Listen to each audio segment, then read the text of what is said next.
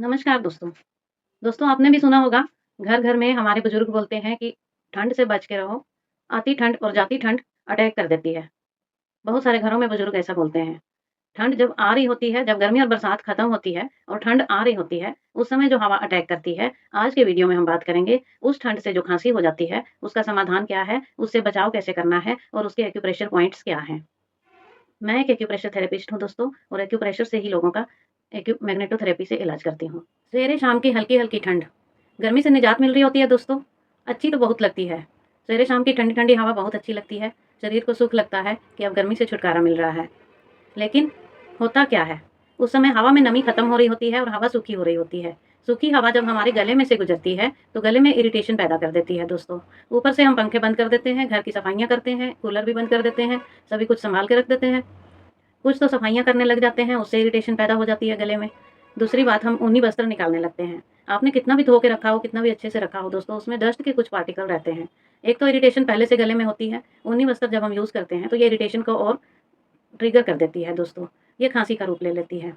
ऐसी ठंड में होने वाली खाँसी का क्या समाधान है और इसमें एक्यूप्रेशर पॉइंट कौन-कौन से लगेंगे, इसी पर मैं आज बात करने वाली हूँ। अगर ऐसी खाँसी हो गई है दोस्तों, तो सबसे पहले तो भाप लेना सबसे ज़्यादा फ़ायदेमंद साबित होता है क्योंकि ये रेस्पिरेटरी ट्रैक को क्लीन करता है। क्योंकि उस समय जो वातावरण होता है उसमें वायरसेस बहुत ज़्यादा हो जाते हैं दोस्तों। तो रेस्पिरेटरी ट्रैक क्लीन रहेगी तो खाँसी ट्रिगर नहीं होती है। दूसरा, अदरक और शहद का रस लेने से वो एक रेस्पिरेटरी ट्रैक में एक सुरक्षा की लेयर बना देता है दोस्तों, जो आपको खाँसी से राहत पहुँचाती है।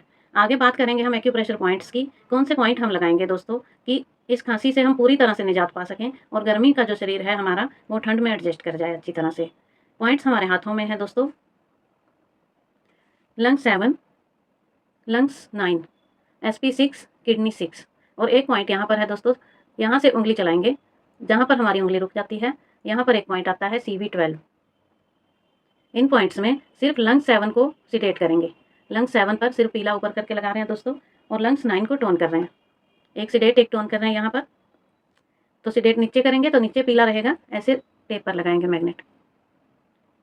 बाहर से ऊपर वाला जो मैग्नेट है ये सफ़ेद नज़र आएगा, नीचे वाला पीला नज़र आएगा। जो पॉइंट मैंने बताए, देखिए, दोनों मैग्नेट एक ही टेप पर आप लगाएँगे तो ये दोनों पॉइंट को कवर कर रहा है दोस्तों। दोनों पॉइंट को कवर कर रहा है एक टेप पर, ऊपर सफ़ेद, नीचे पीला। बाकी जो पॉइंट बचे SP6, इसको भी टोन करेंगे दोस्तों। मैग्नेट का सफ़ेद भाग बाहर से नज़र आएगा।